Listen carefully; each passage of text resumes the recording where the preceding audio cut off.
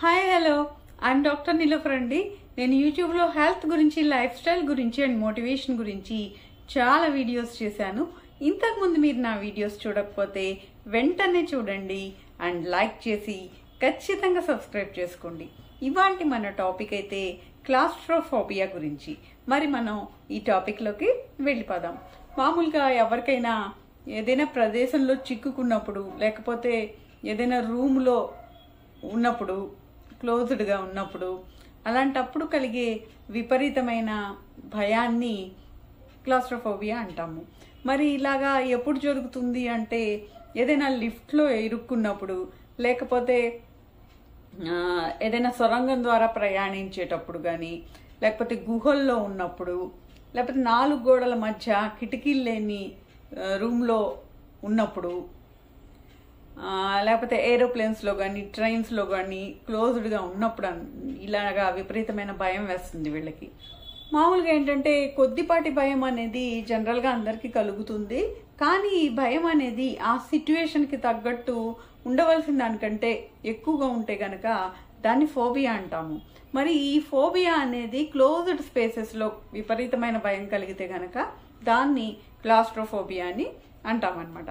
అయితే ఒక క్లోజ్డ్ స్పేస్లో ఉన్నాము అనే ఒక ఆలోచనే వాళ్ళని ముందు భయభ్రాంతులను చేస్తుంది. అలా వాళ్ళు అలాంటి ప్రదేశాల్లో ఉన్నప్పుడు వాళ్ళు ఏ పని చేయలేరు. అనుక్షణం వాళ్ళని భయం వెంటాడుతూ ఉంటుంది అనమాట. అంతేకాకుండా ఇలాంటి పరిస్థితి అనేది సాధారణమైన ప్రజల్లో ఒక 12.5% ఉంటుంది. అయితే ఆడవాళ్లలో ఇలాంటి భయము ఎక్కువగా ఉంటుంది మగవాళ్లతో కంపేర్ చేసుకుంటే. మామూలుగా ఈ క్లాస్ట్రోఫోబియాలో ఎలాంటి లక్షణాలు ఉంటాయంటే వీళ్ళకి అలాంటి ప్రదేశాల్లో ఉన్నప్పుడు ఆందోళనగా ఉండటము, పానిక్ అటాక్స్ రావటము అలాంటి ప్రదేశాల్లో. అంతేకాకుండా చెమట్లు పట్టటము, కళ్ళు తిరిగినట్టు ఉండటము, కడుపులో తిప్పినట్టు ఉండటము, గొంతు పట్టేసినట్టు ఉండటము, నోరు ఎండిపోయినట్టు ఉండటము, తర్వాత తిమ్మిర్లు రావటము, చెవుల్లో మోతలాగా రావటము, ఏడవటము, ఇలాంటి లక్షణాలన్నీ కూడా ఉంటాయన్నమాట. అక్కడి నుంచి బయటపడాలనే తపన, తర్వాత కళ్ళు తిరిగి స్పృహ కోల్పోతామేమోననే భయము, చచ్చిపోతామేమోననే భయము. ఒకవేళ ఆ పరిస్థితిలో అలా జరగదు అని తెలిసినా కూడా భయం ఉంటుందన్నమాట.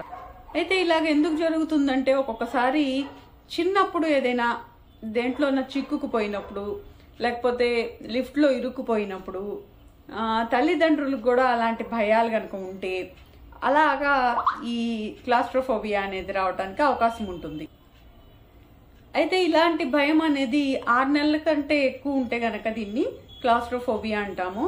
బ్రెయిన్లో ఏంటంటే అమిగ్డలా అనే ఒక భాగంలో ఆ భాగం అనేది ఎక్కువగా ప్రేరేపించబడినప్పుడు ఇలా రావడానికి అవకాశం ఉంటుంది. వీళ్ళేంటంటే ఇలాంటి సిచ్యువేషన్స్ని అవాయిడ్ చేయడానికి చూస్తూ ఉంటారు. అయితే వీళ్ళకి ట్రీట్మెంట్ ఏం చేయాలంటే డీసెన్సిటైజేషన్ ఒకటి, తర్వాత కాగ్నిటివ్ బిహేవియరల్ థెరపీ అనేది చేయాలి. డీసెన్సిటైజేషన్ అంటే ఏంటంటే కొద్దిగా అలాంటి ప్రదేశాలకి ఎక్స్పోజ్ చేసి వాళ్ళలో ఆ భయాన్ని తగ్గించాలన్నమాట.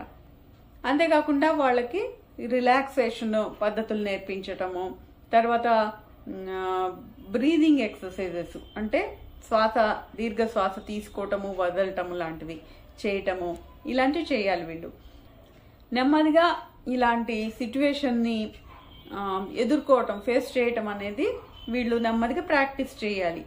అంతేకాకుండా వీళ్ళలో యాంగ్జైటీని తగ్గించడానికి కొన్ని మందులు వాడతారు. తర్వాత సెరోటోనిన్ రీఅప్టేక్ ఇన్హిబిటర్స్ అనే మందులు కూడా వీళ్ళలో కొన్ని వాడటానికి అవకాశం ఉంటుందన్నమాట.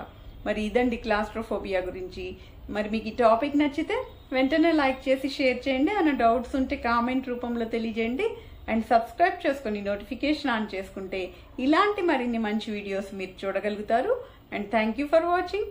మరొక వీడియోలో మళ్ళీ కలుద్దాం.